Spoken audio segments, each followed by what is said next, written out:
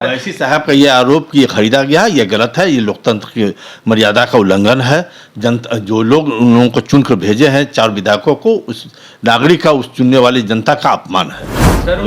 वैसी जी भारतीय जनता पार्टी के बी टीम के रूप में काम कर रहे हैं। आज देश में संवैधानिक संकट है, संवैधानिक संस्थाओं को बीजेपी ने हाईजैक कर लिया है। अब संवैधानिक संस्था बीजेपी के कार्यालय के रूप में काम कर रही है। ऐसी स्थिति में देश को बचाने के लिए जब सारे लोग एक जगह हो रहे हैं, वहाँ वैसी साहब वोट काटने का काम कर रहे हैं और लोगों को, खासकर अल्पसंख्यक समुदाय के बीच भ्रम फैलाने की कोशिश कर रहे हैं, जो इस बार चलने वाला नहीं है। पिछली बार इन्होंने गोपालगंज में उम्मीदवार दिया था, गोपालगंज के उम्मीदवारों ने वोट काटा, उससे राष्ट्रीय जनता दल के जो उम्मीदवार थे उनके हार हो गए। उस हार से मुसलमानों ने सबक ले लिया है। मुसलमानों ने ये समझ लिया है ये वैसी का जो काम है, ये सिर्फ वोट कटवा है, ये बीजेपी के बी टीम है, ये अमित शाह के इशारे पर ये सारा काम करते हैं। इसलिए अब मुसलमान इनके बाकावे में आने वाला नहीं है। इनको कहीं से कोई वोट अब मिलने का कोई उम्मीद नहीं, इनको वोट नहीं मिलने वाला है। बिहार के मुसलमान पूरी तरह से राष्ट्रीय जनता दल के साथ खड़े हैं, लालू यादव के साथ खड़े हैं। लालू यादव के प्रति बिहार के मुसलमानों का अटूट विश्वास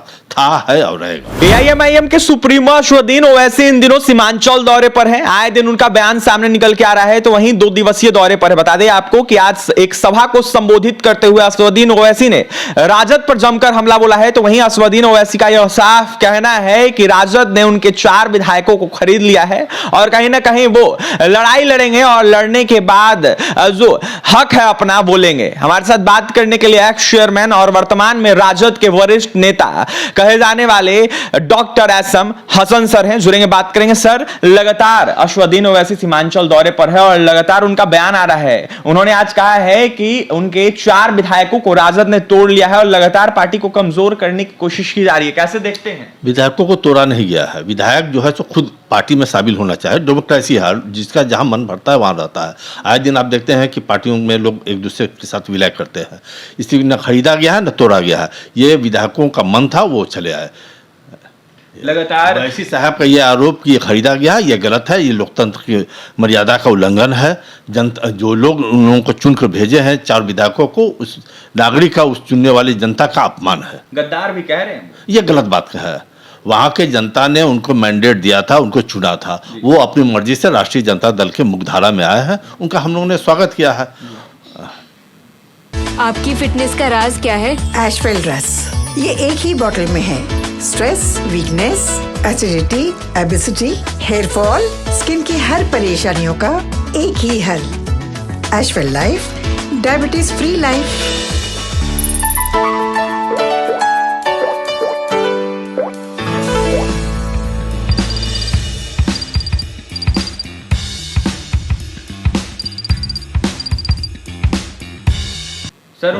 वैसी जी भारतीय जनता पार्टी के बी टीम के रूप में काम कर रहे हैं। आज देश में संवैधानिक संकट है, संवैधानिक संस्थाओं को बीजेपी ने हाईजैक कर लिया है। अब संवैधानिक संस्था बीजेपी के कार्यालय के रूप में काम कर रही है। ऐसी स्थिति में देश को बचाने के लिए जब सारे लोग एक जगह हो रहे हैं, वहाँ वैसी साहब वोट काटने का काम कर रहे हैं और लोगों को, खासकर अल्पसंख्यक समुदाय के बीच भ्रम फैलाने की कोशिश कर रहे हैं, जो इस बार चलने वाला नहीं है।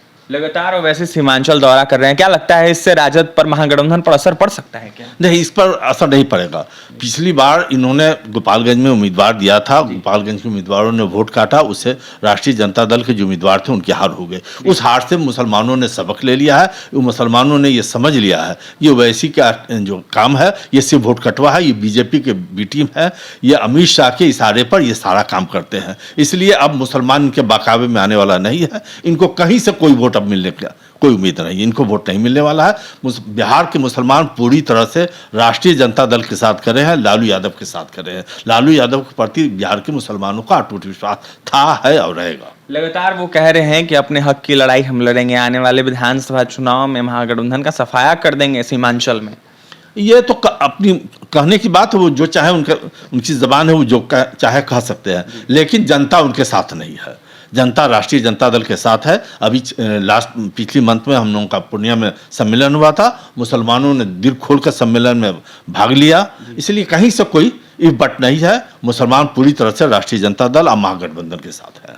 कुछ लोग कह रहे हैं कि तुष्टीकरण की राजनीति करते हैं असदुद्दीन ओवैसी, वहीं कुछ लोगों का यह कहना है कि धार्मिक उन्माद फैला रहे हो। क्या ये देखिए, ये गरीब मुसलमानों का सेंटीमेंट ले रहे हैं, अब बीजेपी का कोई मदद कर रहे हैं।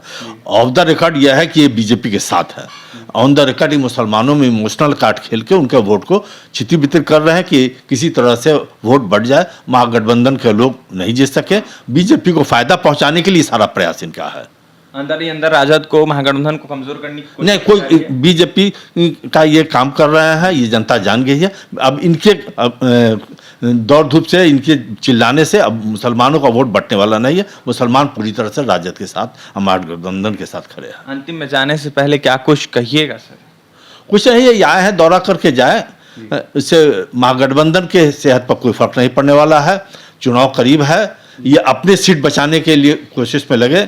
बिहार में इनको कोई दाना डालने के लिए तैयार नहीं है। देखिए, तो बिहार में असदुद्दीन ओवैसी के पार्टी के नेताओं को कोई दाना डालने के लिए तैयार नहीं है, तो वहीं महागठबंधन लगातार मजबूत था, है और रहेगा। हमारे साथ एसएम हसन साहब थे, राजद के वरिष्ठ नेता हैं। एसएम हसन साहब का यह साफ कहना है कि लगातार जो है कहीं ना कहीं वो दौरा कर रहे हैं, लेकिन इससे कोई असर नहीं पड़ेगा महागठबंधन पे। लगातार जो है कहीं ना कहीं कमजोर करने की कोशिश की जा रही है। तो वहीं बीजेपी के असदुद्दीन ओवैसी बी टीम है, बी टीम के रूप में लगातार काम करते हैं, तो वहीं महागठबंधन को कमजोर करने की कोशिश करते हैं। तो फिलहाल इस खबर में इतना ही, और भी तमाम खबरों के लिए NBC 24 के साथ बने रहें। पटना से सहयोगी अजय के साथ अभिषेक की रिपोर्ट।